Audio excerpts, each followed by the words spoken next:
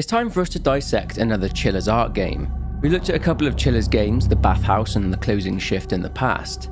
I loved this newest offering, so in this video we'll be looking at the story from Parasocial. We'll get the inevitable spoiler warning out of the way early. In this video, from this point on, there will be spoilers, including spoilers for the closing shift.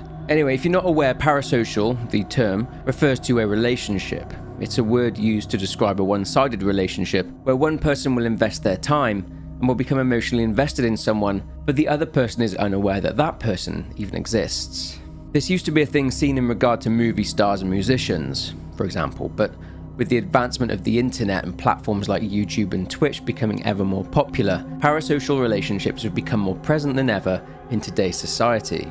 With the accessibility and large influence of some streamers, this has given birth to a rise in stalkers too. One thing Chilla's Art games has always done well is to portray creepy and predatory behaviour. Now, this was a short game, just over an hour, but it was filled with super unsettling moments. But with the intro out of the way, let's begin.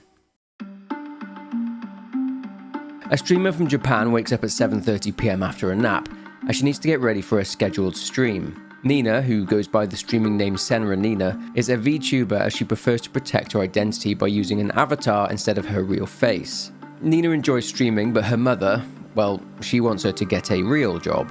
Niina also recently got out of a relationship with a guy called Rikia, whom she has blocked from contacting her. Anyway, Niina warms up a plate of nikujaga that her best friend Asuka left her, and after eating it, she sits down and prepares her stream. Then she goes live. She's playing a punishing game called Akamanto, where there are no saves at all. Eventually, Niina is done with that game and she asks her chat to recommend some other games. One user by the name of I Love Niina sends her a link, a horror game only to be played by Niina herself. The game will apparently be updated for every stream. Sounds good. Niina downloads it.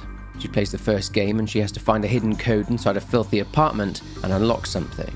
She completes the very short game, but all of a sudden, her chat starts going mad. They are talking about Niina's looks, asking her if she is okay, and if she did this on purpose.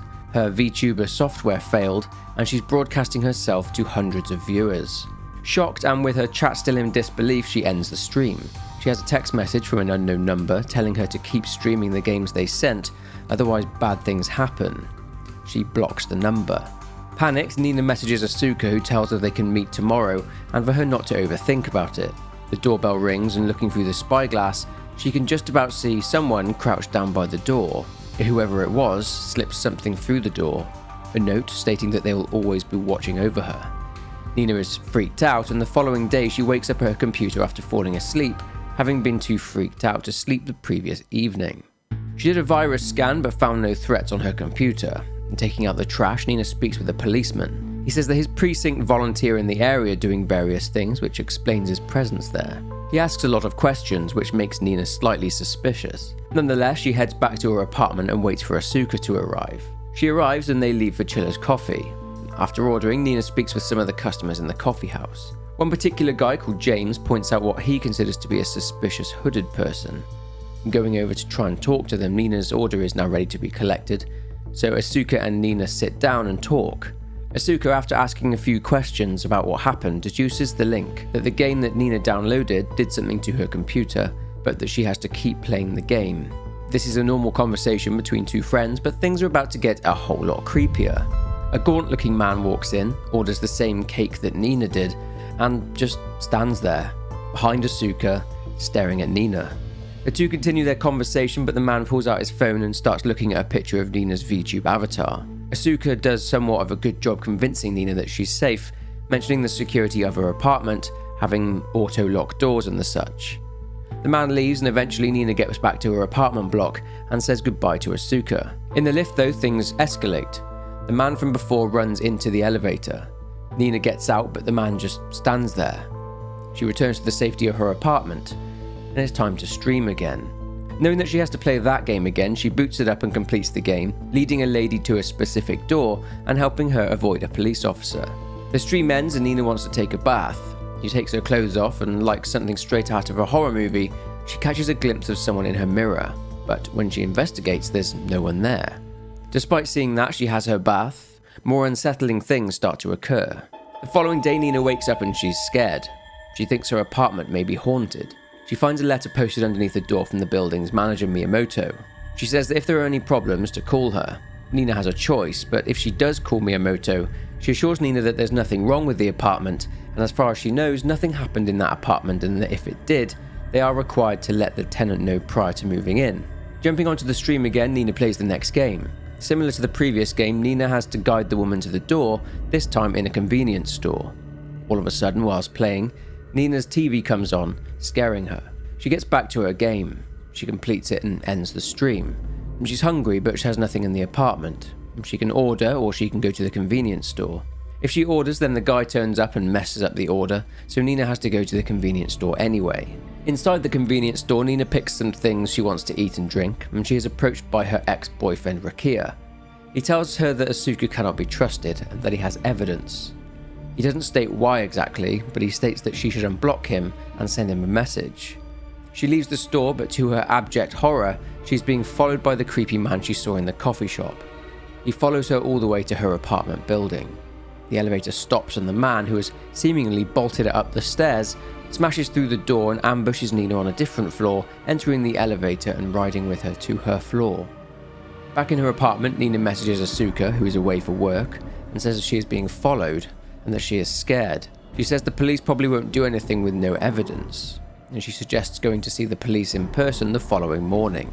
Immediately, Niina receives more messages from the unknown sender. Again, Niina is told that her friend can't be trusted. Whoever this person is, they seem to know Niina personally, even knowing that Rakia was her ex-boyfriend. Niina can also choose whether to unblock Rakia. Curiosity gets the better of Niina, and she unblocks him, leading to him sending her a picture. The picture is of Asuka seemingly talking with the creepy man that has been following Niina. Whether or not the picture of Asuka and the man is proof of her betrayal, Rakia has now planted a seed of doubt in Nina's mind. Confused, Niina chooses to block her best friend. Sitting down at her computer, it appears that Nina's VTuber avatar has now got a mind of its own, and then it disappears. Nina's computer then shuts down. She hears a knocking on the window.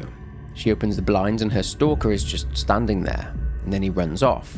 The balcony door opens and the creepy man is inside her apartment. Her live chat seems to be watching events unfold, and she remembers that there is a screwdriver in the closet, so she sneaks to it.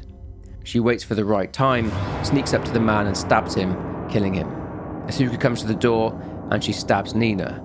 However, this was all a dream, as at some point prior to watching her VTuber avatar gain its own personality, she fell asleep on the couch and now she wakes up.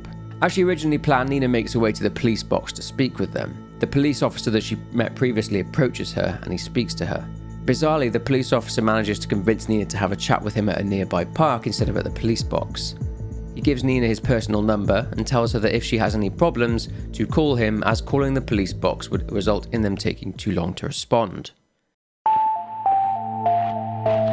Niina arrives back at her apartment. She's even more confused now and she's worried. She has the option to call Asuka or not to. This choice will potentially have lasting consequences for Niina. I'll actually explain ending 2, considered to be the bad ending, first, and you'll see why. If Niina decides not to call Asuka, Niina streams as usual. She plays another version of the game, but this seems familiar. It's her street and her apartment block.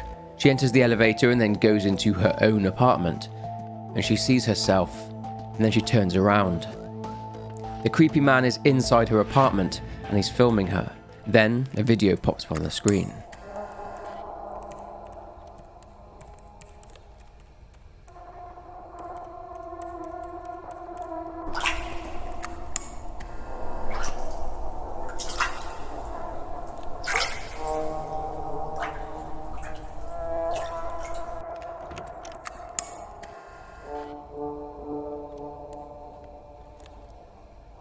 Understandably freaked out, Niina calls either the police officer, Miyamoto the building manager, or Rakia.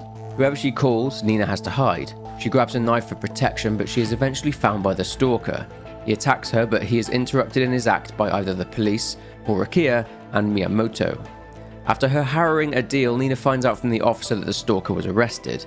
He was a fan of Senra Niina, her online persona, eventually falling under the illusion that she was his girlfriend. Due to Rakia saving her, she decided to date him again and they reconciled. Later they meet up at Chilla's coffee, and whilst Rakia is in the bathroom, Asuka shows up.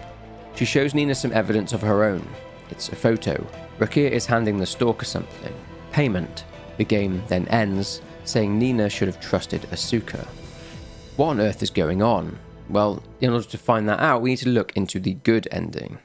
So if Niina decides to unblock Asuka, all is forgiven. Niina doesn't feel safe, so Asuka arrives in order to help her friend feel safe and to keep her company. Asuka, a true friend, arrives at Niina's apartment. Niina starts to stream, but Asuka says she's leaving to go to the convenience store. Niina then has to play through the game until she sees herself on the screen. Again, she watches the unsettling video of herself being filmed. This time, Niina can try and call Asuka, but she can hear her phone ringing. Her phone is lying on the ground of the neighbouring balcony. Entering the apartment, Niina is shocked to find that whoever lives here has been watching her for a very long time. She finds Asuka there held captive, tied up and in the bathtub, having been kidnapped when she left to go to the store. Asuka tells Niina to run, to escape and to go to the police. Leaving the bathroom, to her shock, this apartment is inhabited by her ex-boyfriend Rakia. Has he been the one that's been spying on her? Niina escapes and goes back to her own apartment. There, she finds the stalker inside her apartment. She leaves and runs for the elevator, being chased by the stalker. In the lobby, she encounters Miyamoto, who tells Niina that she shouldn't be out late at night. And then, she encounters the police officer outside, who says the exact same thing. Panicked, she runs straight to the police box, being chased by the police officer, who is obviously not a police officer at all. And then, it's revealed. The whole ordeal that Niina has gone through was a plan cooked up by Rakia in the hope that he could win back Niina. He recruited his uncle, who would pose as a police officer, to prevent Niina from going to the real police. He would recruit his mother, who was the building's manager, and then he would recruit a man from the streets, who would act as Nina's stalker in exchange for money. Rakia, shortly before the ordeal began, moved into the apartment building, living in the apartment next door to Niina. And that's the story, a plot by an ex-boyfriend in an attempt to swoop in and save the day, appearing as a hero to his ex-girlfriend. After it's all over, Niina sits down with Asuka, and Niina, after thanking Asuka for her support and her friendship, mentions that maybe it's time to move out. The game then ends. So it does seem like a few years may have passed since the events of the closing shift, and it appears that the protagonist of the closing shift is still working at Chilla's Coffee, and there are other connections too. These two girls were likely a part of the group that came into Chilla's Coffee in the closing shift, and this guy, Yusaku, it seems is mourning someone called Hasaku-san. Hasaku was actually the name of the detective that was killed in the closing shift, so this confirms that Parasocial does indeed take place a few years earlier. But that's it for this video. If you enjoyed this one, then please leave a like and subscribe to the channel to show your support, and so you don't miss out on future videos. Leave a comment below with your thoughts, but for now, take care, and I'll see you in the next one.